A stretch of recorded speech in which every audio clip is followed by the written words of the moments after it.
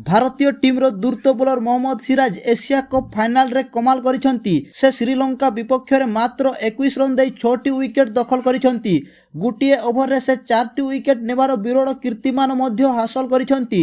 सिराजंको घातक बोलिंग जोगु Sri Lanka Asia cup final रे केवल 50 रन करी ऑल आउट हो जाइतिला। भारतर 51 रन विजय लक्ष्य को 263 बॉल पूर्व हासिल करी सर्वबृहत विजय हासिल करिवार रेकर्ड करिसेंती। सिराज मध्य अविश्वसनीय प्रदर्शन पर एकाधिक रेकर्ड सृष्टि करिसेंती। मोहम्मद सिराजंको एकाधिक रेकर्ड को नहीं जानिबाकु हेले भिडियोटी को शेष पर्यंत देखंतु। सिराज प्रथम थर पई तांको दिनिकिया क्रिकेट कैरियर रे 5टी विकेट दखल करिसेंती। से 5टी विकेट दखल करिबा क्षणी श्रीलंका 12 रन रे 6टी विकेट हराई संकट मध्य को ठेली हो जाइतिला। सिराज प्रथम भारतीय बोलर जी एशिया कप फाइनाल रे 5टी किंबा ताठारु अधिक विकेट नहीं। प्रथम 3 ओभर रे सिराज 5 रन रे 5टी विकेट नहीं। अनिल कुंबलेको पर सिराज द्वितीय भारतीय भावे कौनसी गोटे बड़ टूर्नामेंट रे 5टी विकेट नहीं।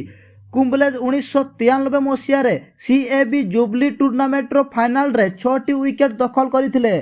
वेस्ट इंडीज विपक्ष से एपरी करथिले। एहा बाद श्रीलंकार टॉप ऑर्डर को ध्वंस विध्वस्त करी देथिबा सिराज चतुर्थ द्रुततम भारतीय भावे दिनिकिया 50टी विकेट नहीं। श्रीलंका विपक्ष मैच रो चतुर्थ ओभर रे सिराज प्रथमे प्रथम निशांका को आउट करथिले। एहा परे सौदीरा सोमरा विक्रमा चतुर्थ बॉल रे चोरिथा ओसलंका और शेष बॉल रे धनंजय डी सोल्वा को से क्लीन बॉल कर देथिले। फल श्रीलंका 12 रन रे 5टी विकेट हराई संकट रे पड़िथिला। परवर्ती ओभर रे सिराज श्रीलंका अधिनायक दसुन सोनका को आउट करथिले। एथिसह निजर पंचम विकेट दखल करथिले।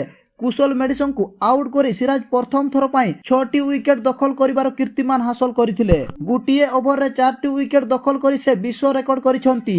एथिसह 16 बॉल रे 5टी विकेट हासिल करी श्रीलंका चामिंडा भासर कीर्तिमान रो समकक्ष होइछंती। भास 2003 विश्वकप रे बांग्लादेश विपक्ष मैच रे 16 बॉल रे 5टी विकेट दखल करथिले। 2002 पर भारत पई प्रथमे 10 ओभर रे सर्वाधिक विकेट हासिल करिवार क्रिकेटर मध्य सिराज होइछंती।